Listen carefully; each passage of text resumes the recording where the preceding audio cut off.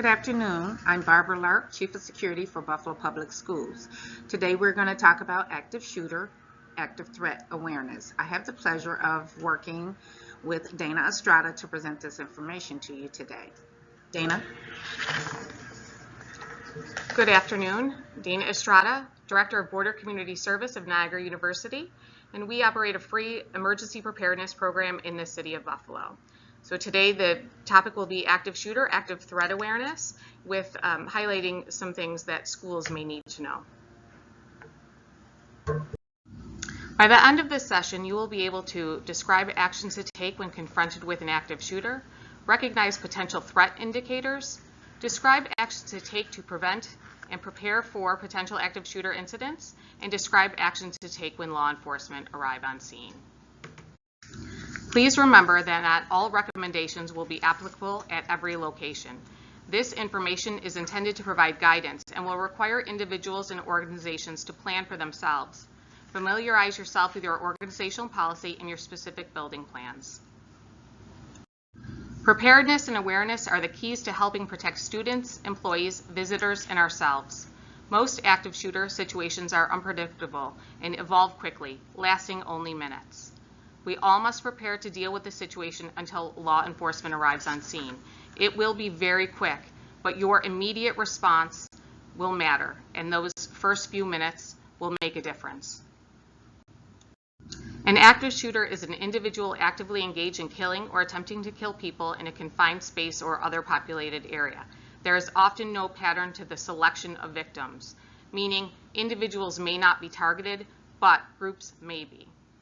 Active shooters usually will continue to move throughout a building or area until stopped by law enforcement, suicide, or other intervention. Other intervention could be a person or a group of people coming together to subdue the shooter or threat. So it's important to remember that an active shooter or a person engaged in active threat never just wakes up one day and decides to do it. There is planning involved. And what research has found is that people enter on a pathway to violence. And as a community member, as a friend or colleague or a family member, you may see points on this pathway to violence that would indicate somebody is going to do something. A teacher-student may notice something more readily than somebody at a store with a student. But it's important to notice all of those little things in someone heading down this pathway to violence. So what are the steps to the pathway to violence? Well, the first is usually grievance, a feeling of resentment over something believed to be wrong or unfair. It does not have to be, in anyone else's view, a true grievance or something that is unfair or unjust, but to that person it feels like it is something wrong or unfair. Ideation, it begins with an idea to do harm. So someone starts to have those feelings that they want to do something. That's usually where it ends, but somebody on the pathway to violence will continue to fixate on that idea of doing harm. And then the planning and research portion. Consideration of how they will carry out the violent intent. They will look for a location, a time, targets, and that will go through a process of, they'll think, okay, this is the place, and then they'll back off and think, well, this is a better place. So this is where they start to do that. They will also start to research weapons or groups of people, and that happens in the planning and research phase. Preparation, the will to develop or acquire the means and methods to engage in harm, and that's when they start to acquire their weapons, their skill. So somebody may start going and target shooting, surveillance. They will often visit the location. Most are familiar with the location where they plan to do their attack. But for surveillance, they will still surveil. So they will watch the building, they will watch the doors, they will make sure, notice which doors are open at what times of day. They will sometimes come into a space to see their exits out. All of that that preparation happens at that stage. And then implementation, move to carry out the violent plan. That is the day that it actually takes place. So possible warning signs that are observable would be observable grievances with threats and plans of retribution. Those people will say offhanded remarks. Don't come back here tomorrow because something may happen, or someday I'm going to get this place. Sudden and dramatic changes in personality. Somebody who is really boisterous and happy all the time suddenly becomes withdrawn. Increasingly erratic, unsafe, or aggressive. Again, the same. Someone who was really not an aggressive person now starts taking aggressive language or aggressive action. Hostile feelings of injustice or perceived wrongdoing, that grievance. Marginalization or distancing from friends, colleagues, or family. Changes in performance in work or school. Maybe a student who is really diligent suddenly is concerned with schoolwork, or they may start skipping classes.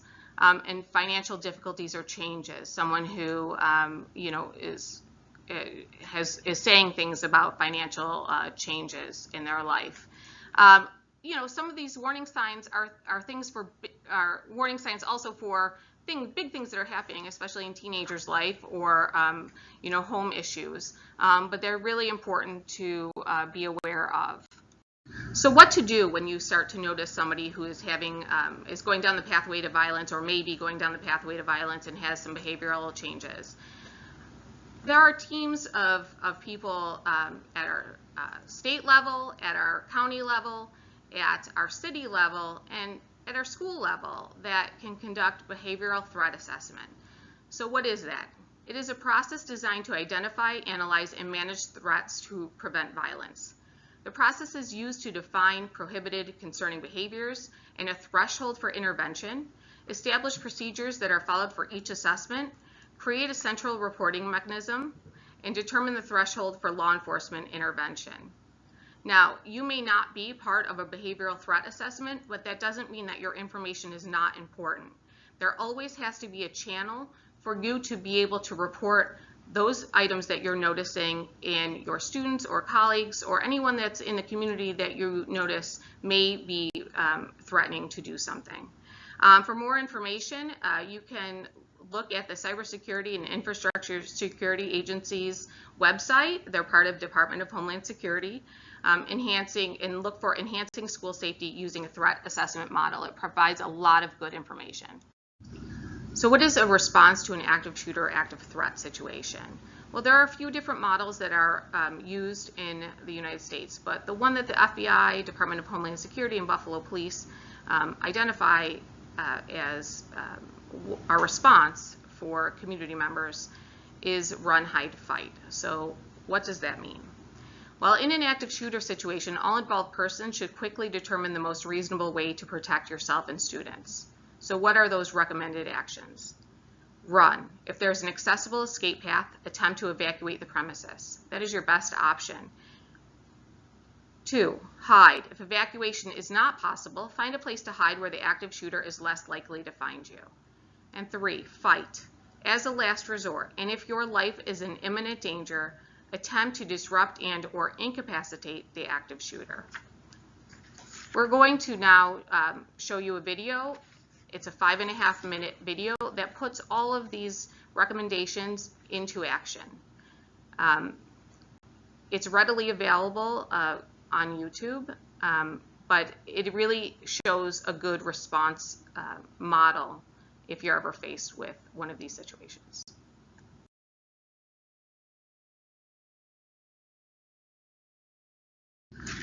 Run. If you are outside of a classroom or it is safe to do so, and you notice there's an accessible escape path, attempt to evacuate the premises. Take into consideration those with mobility issues. When running, have an escape plan in mind. That means that everybody in every space that they spend time should take a few minutes to walk around and notice your exit areas. You're going to leave your belongings. There is no reason to have a purse, a backpack, anything like that on you if you have to run. Seconds matter. Help others if possible. And you can warn and prevent others from entering the area. So once you have left the area and gotten far enough away that the threat is no longer an immediate threat to you, you can tell people that they should not go into the area that the action is happening. If law enforcement is not on scene and you are at a safe distance away from the active shooter, call 911. Hide. If safe evacuation is not possible, find a place to hide that provides cover and concealment. And in a classroom, this is your most likely scenario. You're going to lock the door. Those few seconds matter, and studies have shown that active shooters, since they know they only have a few minutes, will be deterred by even a locked door. They will go and find a door that is open. If you cannot lock your door, blockade the door with heavy furniture or use a doorstop on the back side of your door. That will provide you some extra time.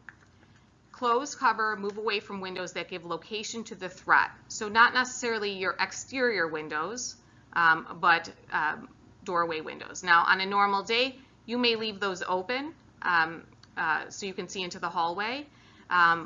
But in an active threat situation, you may need to cover the windows to the hallway. You're going to silence your cell phone. We suggest that you never turn off your cell phone because you may need to be getting messages out on your location, and you may be getting information in as to what you need to do. But remember, it needs to be completely silent, and even on vibrate, that can give your location away. Also, your cell phone, of course, will light up. Never ever have that in your hand when you're exiting the building. Put it in a pocket. And then remain quiet. Fight. Used as a last resort and only if you are in imminent danger. Attempt to disrupt and/or incapacitate the active shooter. You're going to act as aggressively as possible. Throw items and use improvised weapons, even a computer that you have. Work together to incapacitate the shooter and commit to your actions. If you give that person a second, if you flinch in your actions, you will give that person the notification that you are about to do something. So now we're going to go over a few terms that you will be familiar with, and we all should be familiar with, even if we're not working in the school. Shelter in place. This can be used for a weather, a non-specific bomb threat, or a social media threat, or an emergency that requires the building operations to pause. Shelter in place announcement should be made. Do not use code words. We want plain language when the shelter in place announcement is made. Students should report to or remain in their regularly scheduled class. Normal classroom routines should continue after that. 911 may need to be called. It's situationally dependent. You may activate building level response team to sweep common areas of the school. You must determine if an evacuation is necessary due to the conditions causing the shelter in place. And then an announcement will be made when the need for shelter in place is over. Lockout. Lockout is utilized when an emergency is taking place in the vicinity of the school. Lockout announcements should be made. Do not use code words. Use plain language. Exterior windows and doors should be secured. So if you have an open window, make sure that you shut and lock it. Outside activities are ended. Make sure those that are outside the school, on the playground, or even in a remote location, are notified. During a lockout, classes are continued. Limit entry to the building once lockout is initiated. Any entry into the building during lockout is on a one-on-one basis and only through the designated entrance. No students should be dismissed when lockout is in place. Keep them inside. An announcement will be made when the lockout is over. Lockdown.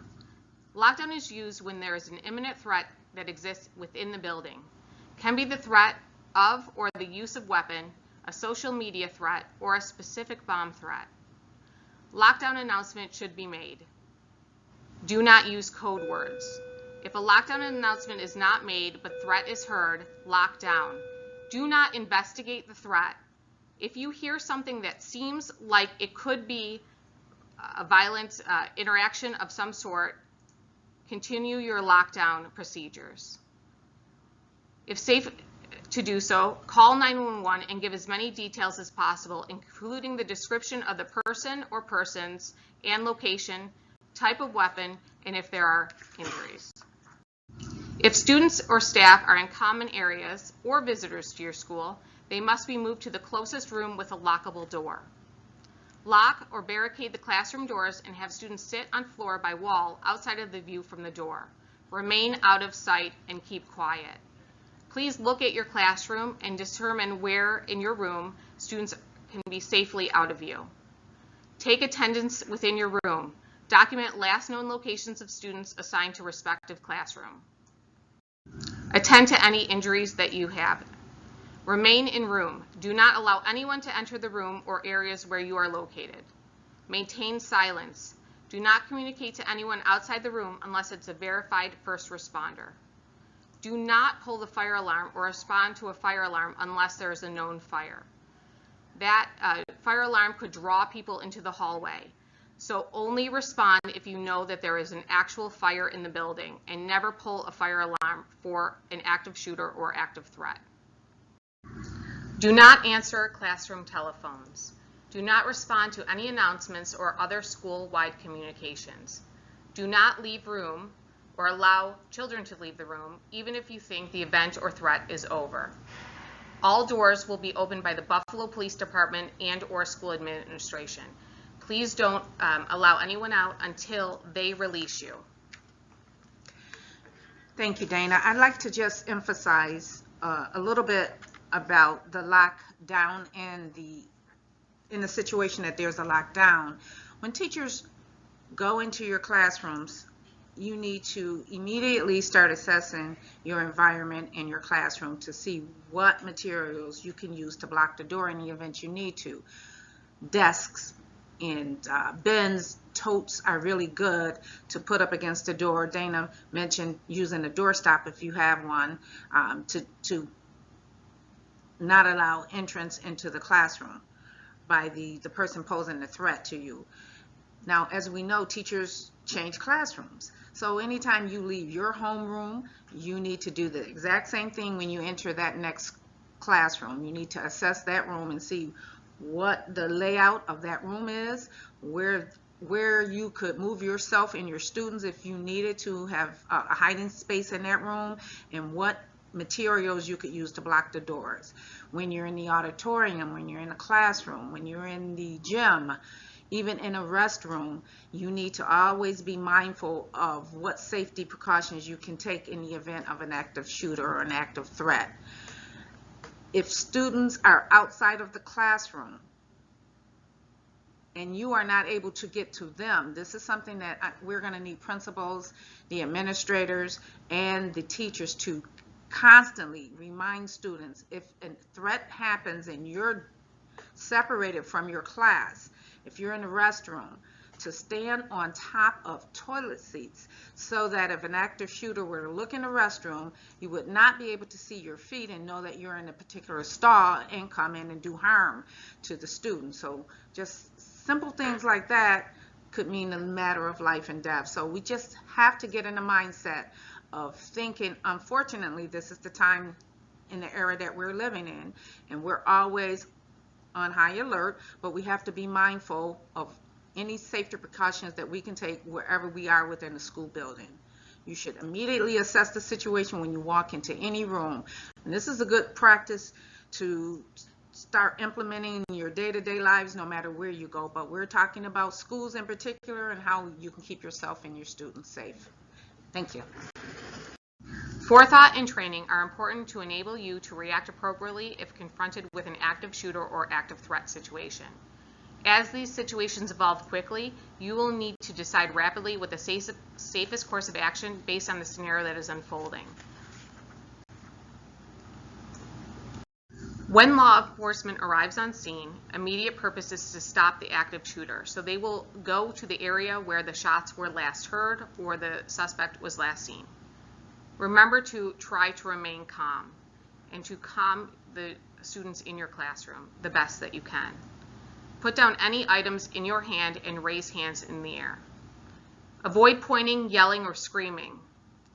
Proceed in the direction from which law enforcement are arriving. So if they are coming down the hall toward you, you're going to have your hands up and you're going to go run right by them. If you have some information that you need to provide, don't stop. You can, as you're running by them, say the last time the person was seen was in the room to the right. But keep continuing to move through the building to your exit areas.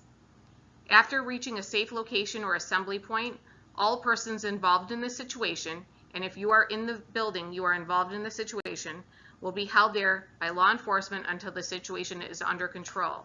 Not only that, but they will ask you what you've seen, what you've heard, and all of those things that are important. So what information to provide? When possible, provide the following information to law enforcement officers or 911 operators. The last location of the active shooter or active threat. The number of shooters. Physical description of the shooter or shooters. Number and type of weapons held by the shooter. If you don't know weapons, you can even bring it down to a very basic level. If it looks like something that would be in a cowboy, a Western film, then say that. If it looks like something that would belong in a 1920s movie, say that. They will be able to determine, or a G.I. Joe type weapon, they will be able to better determine. Also, let them know if you saw somebody with tactical gear, if they had a helmet or a vest on. Any information like that that you can provide. And then also provide the number of potential victims at the location. That information will help ambulance response and hospital response. Prepare. Even the unknown or unexpected can be prepared for. This can include surveying your surroundings when you enter buildings or areas. It doesn't have to change your whole life, but everyone should spend a minute or two looking around any new situation that they're in, or even old situations that you've never really noticed before. If you're at a concert, notice where your exit areas, a bar or restaurant.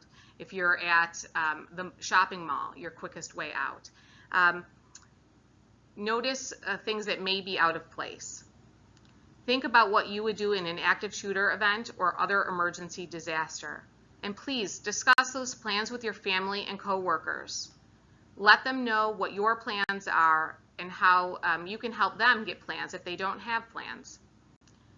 Recognize indicators of potential violence and terrorism.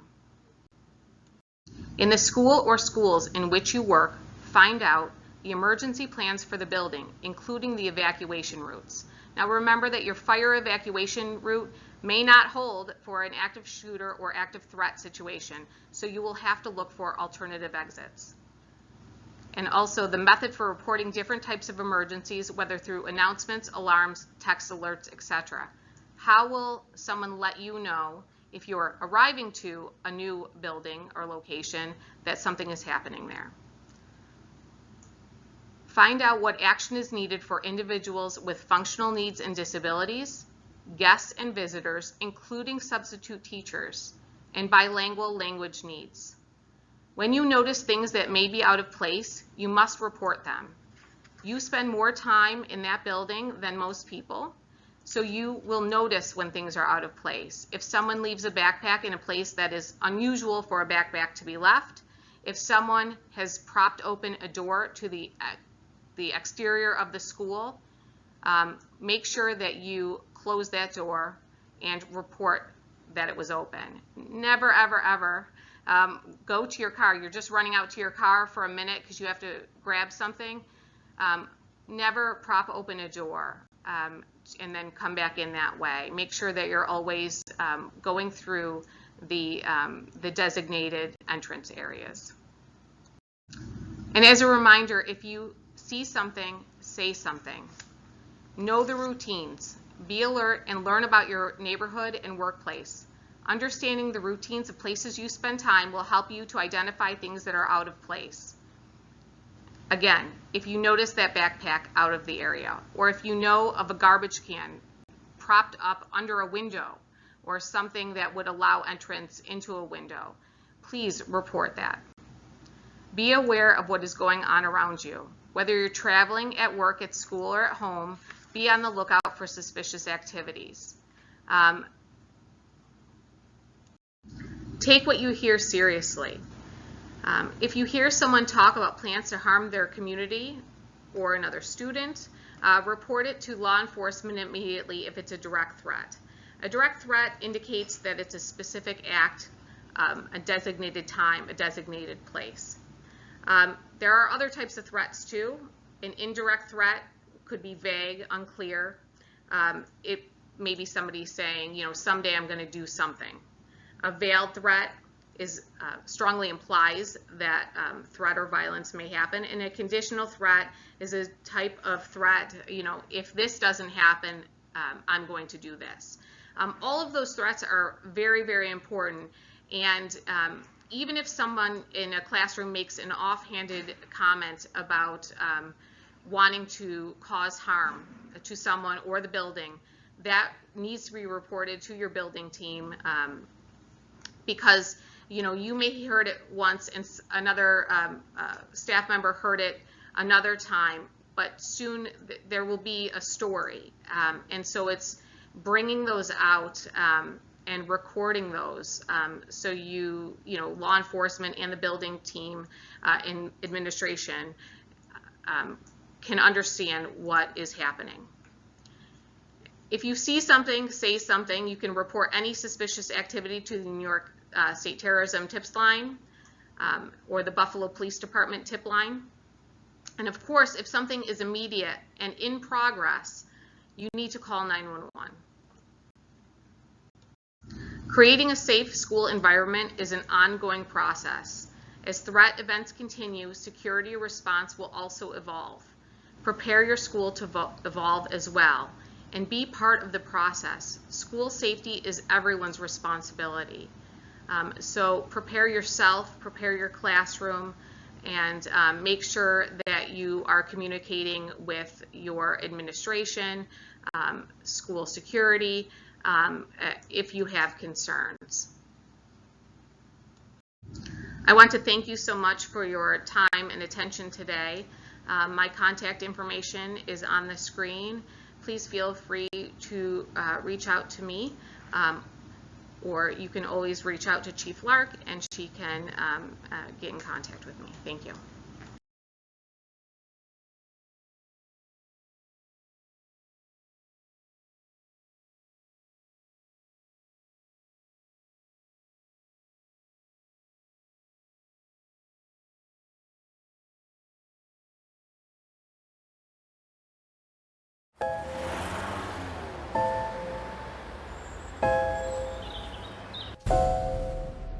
It may feel like just another day at the office,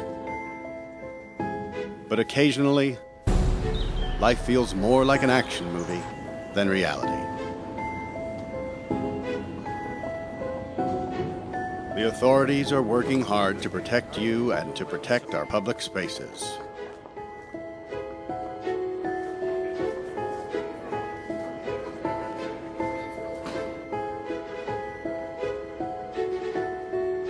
But sometimes bad people do bad things. Their motivations are different. The warning signs may vary, but the devastating effects are the same. And unfortunately, you need to be prepared for the worst.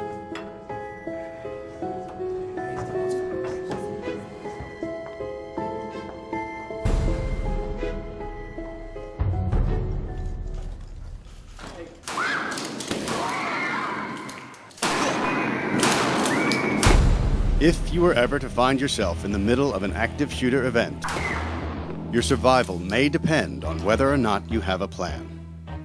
The plan doesn't have to be complicated. There are 3 things you could do that make a difference: run, hide, fight. First and foremost, if you can get out, do. Always try and escape or evacuate, even when others insist on staying. Encourage others to leave with you, but don't let them slow you down with indecision.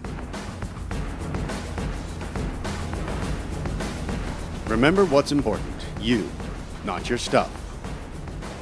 Leave your belongings behind and try to find a way to get out safely. Trying to get yourself out of harm's way needs to be your #1 priority. Once you are out of the line of fire, try to prevent others from walking into the danger zone and call 911.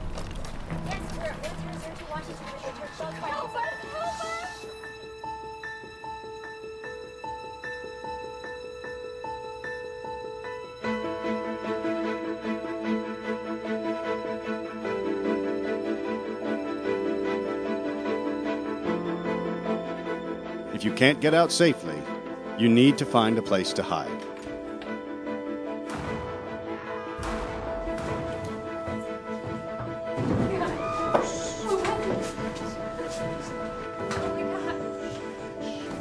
Act quickly and quietly. Try to secure your hiding place the best you can. Turn out lights, and if possible, remember to lock doors. Silence your ringer and vibration mode on your cell phone. And if you can't find a safe room or closet, try to conceal yourself behind large objects that may protect you. Do your best to remain quiet and calm.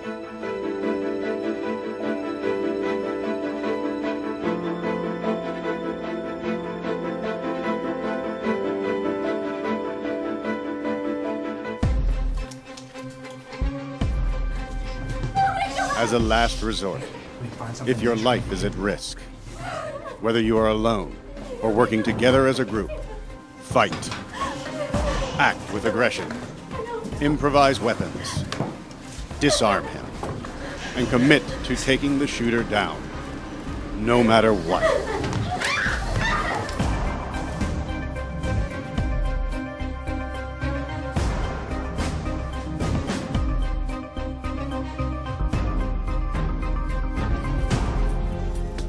Try to be aware of your environment. Always have an exit plan. Know that in an incident like this, victims are generally chosen randomly. The event is unpredictable and may evolve quickly. The first responders on the scene are not there to evacuate or tend to the injured. They are well trained and are there to stop the shooter.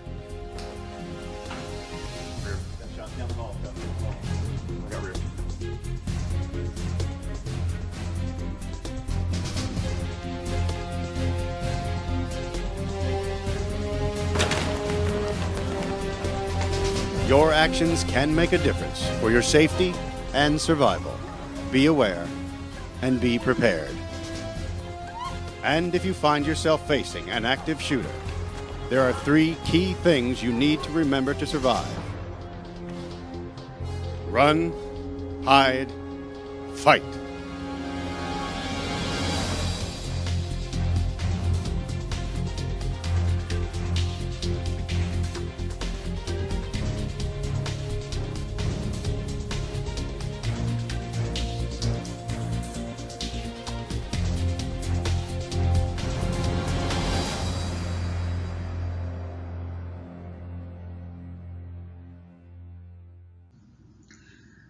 All right, I'm Chief Lark. I'm going to continue on with the training for active shooter, active threat awareness. I wanted to begin this portion of the training with child-related gun violence and school shooting facts. Each day, 12 children die from gun violence in America. Another 32 are shot and injured. Guns are the leading cause of death among American children and teens. One out of 10 gun deaths are age 19 and younger. In fact, firearm deaths occur at a rate more than 5 times higher than drownings. Since Columbine in 1999, more than 338,000 students in the U.S. have experienced gun violence at school. There were more school shootings in 2022 than in any year since Columbine. This mirrored America's broader rise in gun violence as it emerged from the pandemic. However, U.S. Department of Homeland Security research shows that if we know the signs of gun violence, we are able to prevent them and reverse the trend. In 2022, 34 students and adults died, while more than 43,000 children were exposed to gunfire at school. Facts about how to stop school shootings and other violence. An estimated 4.6 million American children live in a home where at least one gun is kept, loaded, and unlocked. These improperly stored weapons have contributed to school shootings, suicides, and the deaths of family members, including infants and toddlers. I'd like to share a personal story with you about a family member who had access to an unlocked and unsecure weapon and shot and killed himself. My 12-year-old nephew, 2 years ago, was a victim of a suicide because a family member did not store and safely secure their weapon.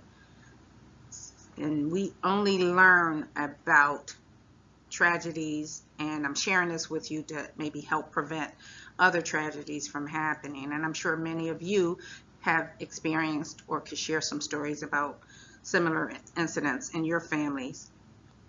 But we'll move on. Nearly half of all parents with a weapon in the home wrongly believe their children don't know where a gun is stored. Safe storage of firearms prevent tragedies. In 4 out of 5 school shootings, at least one other person had knowledge of the attacker's plan but failed to report it.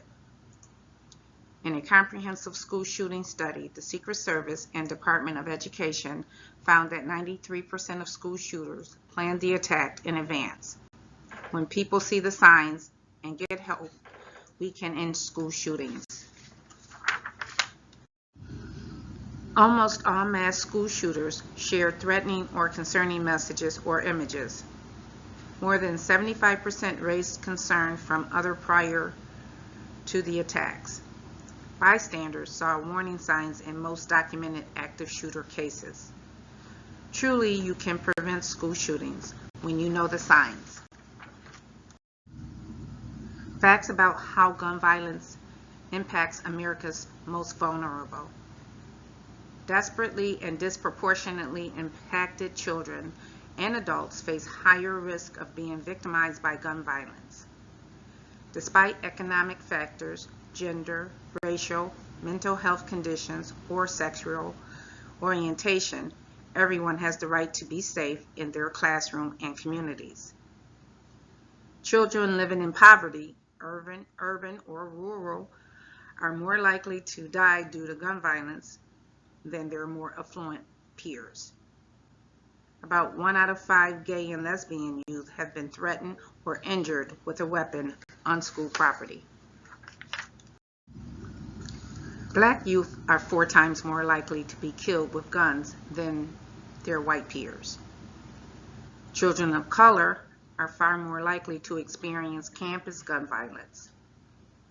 It's more than twice as much for Hispanic students and over 3 times as much for Black students.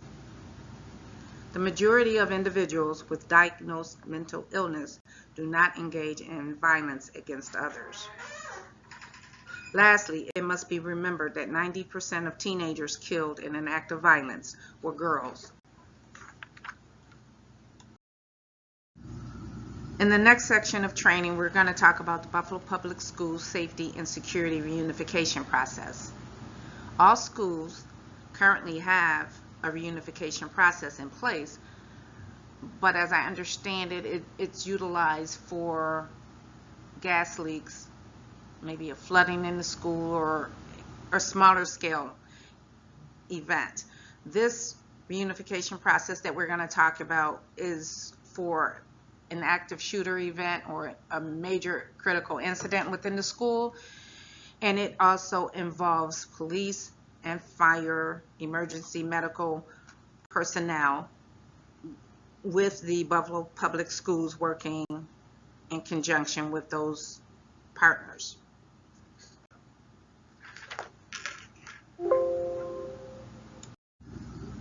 When an incident occurs, your priorities are going to be for student and staff safety and well-being, student and staff location and condition, successfully starting the recovery process.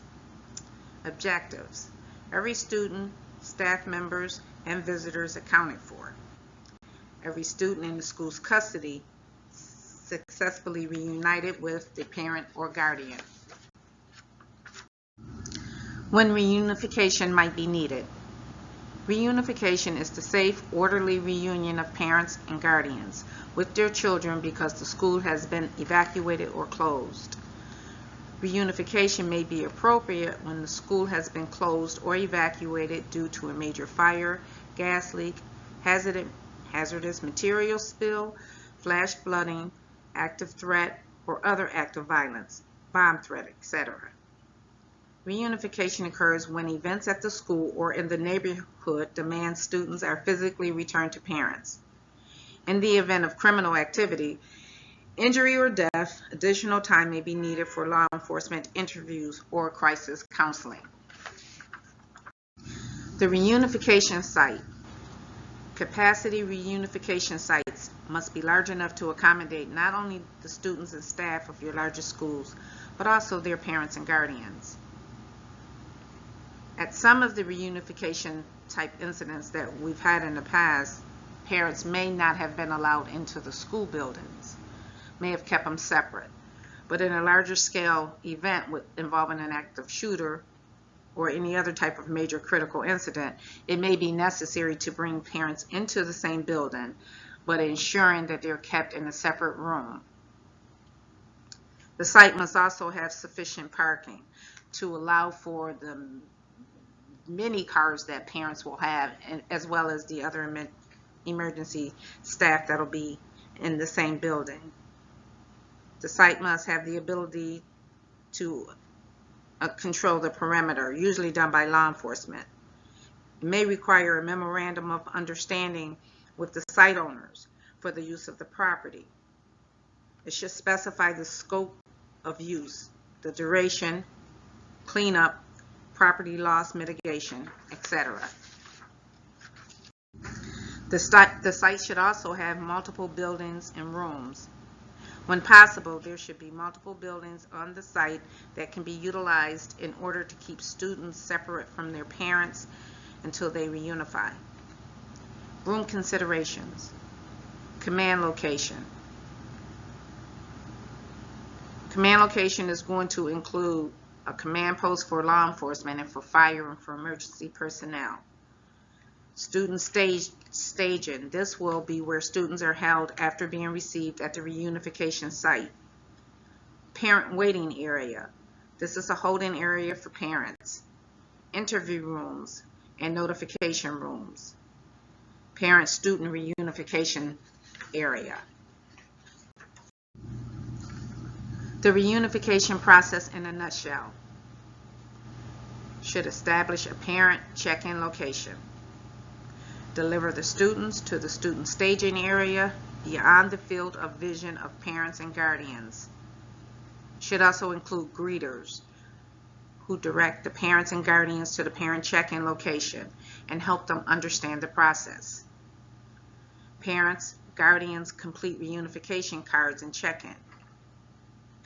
Runners who recover the students from the student staging area.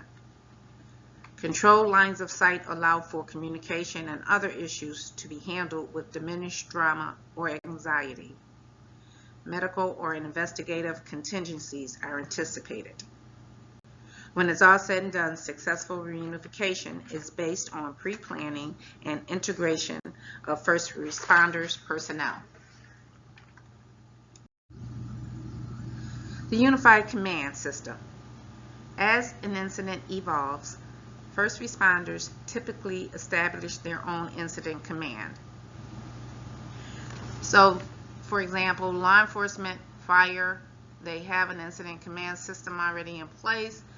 You'll have one person that's in charge, and it will be a host of other individuals that they will delegate responsibilities to in order to make sure that the event is maintained and contained and everyone is carrying out their tasks.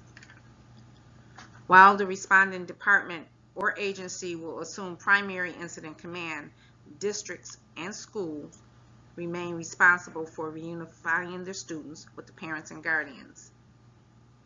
Unified command should include all stakeholders in the incident. In the event of a critical incident on a school campus, unified command will include police, fire, medical, school administration, emergency management, etc. Reunification team mobilization. The reunification team will be mobilized once the site has been identified. The reunification kit containing all required signage, forms, tablets, supplies, etc. will be delivered to the reunification site. Now, Buffalo Public Schools have already designated certain individuals to take this equipment with them upon leaving the school. So that will be going to the site with the personnel from the schools. Prior to the site being set up, a law enforcement team will sweep the site for any hazards, IEDs, which are incendiary explosive device, etc. Classroom evacuation. Once it has been deemed safe to do so, students will be escorted by staff to a pre-designated location within walking distance. It may not be within walking distance, and they may need to be transported via bus.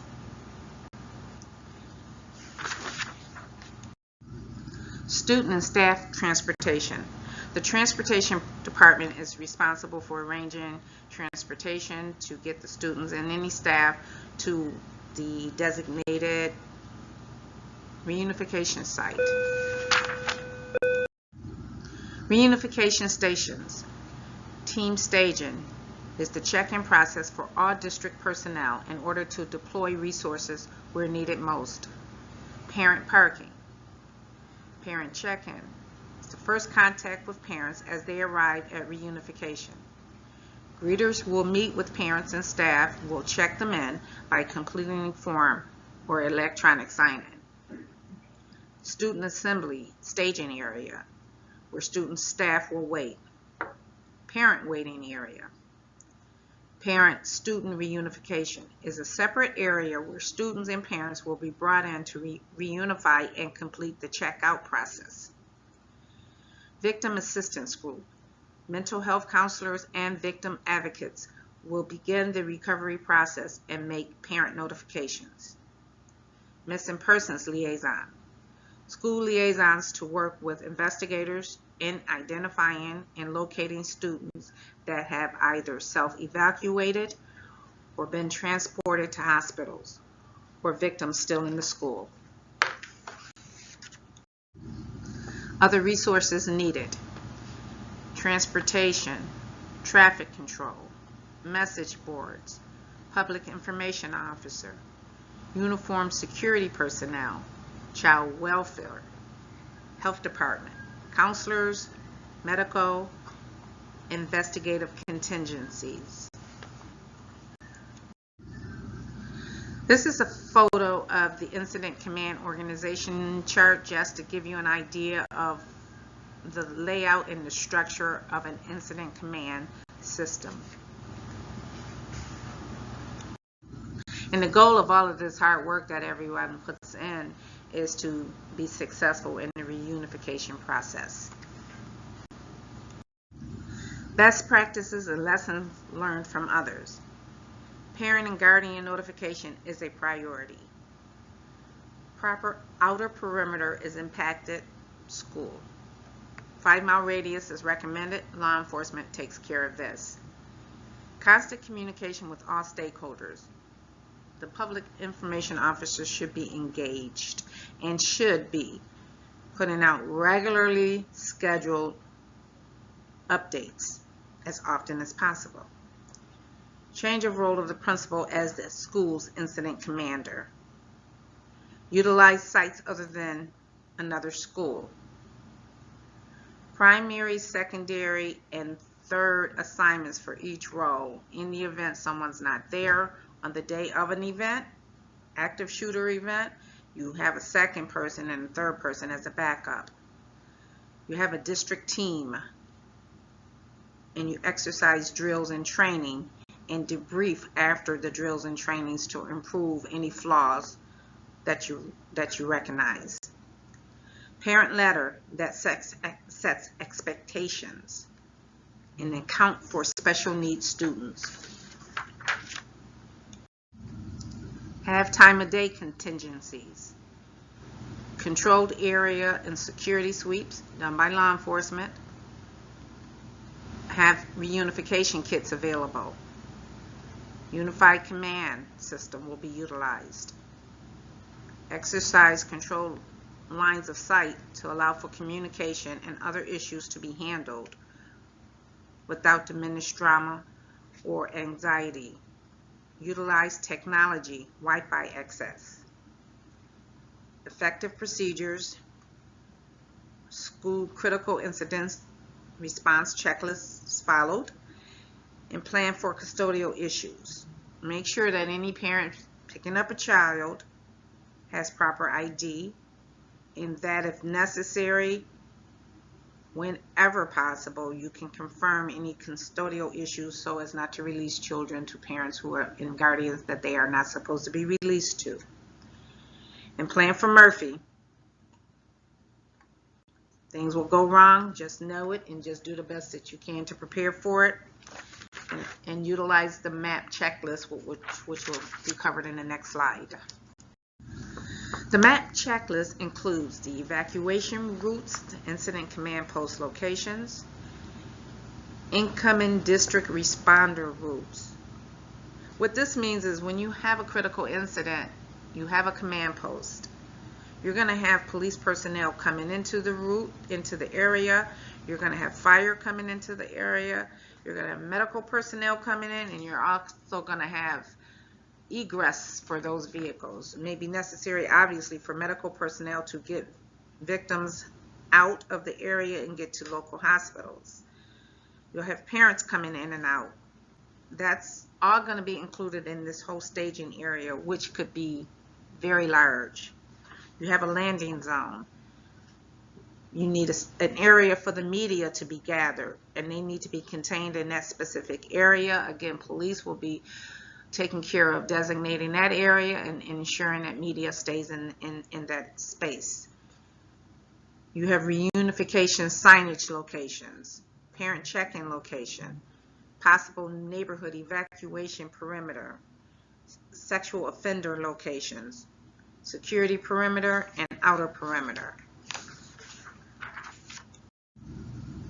Some of the items in the reunification kit are signage, signboards, traffic cones, check-in forms and tablets, lanyards with assignment cards, checklists for coordinators, caution tape, pens, clipboards, tissue papers, coloring books, markers and colored pencils, and movies for the students. This is an example of a parent letter. The Buffalo Public Schools already has a letter, I'm sure, but I just use this as another example of the correspondence that would be sent out to the parents that would describe what would happen in the reunification process.